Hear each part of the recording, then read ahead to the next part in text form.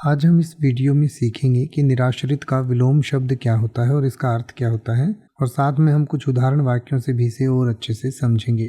तो सबसे पहले निराश्रित का अर्थ समझते हैं।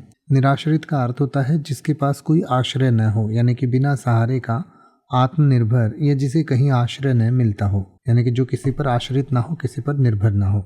तो निराश्रित का विलोम शब्द यानी कि विपरीतार्थक शब्द होगा आश्रित, और आश्रित का अर्थ होता है निर्भर, अधीन या सहारा दिया हुआ, यानी कि जो किसी सहारे पर हो या जिसे कोई सहारा प्राप्त हो तो उसे हम आश्रित कहते हैं।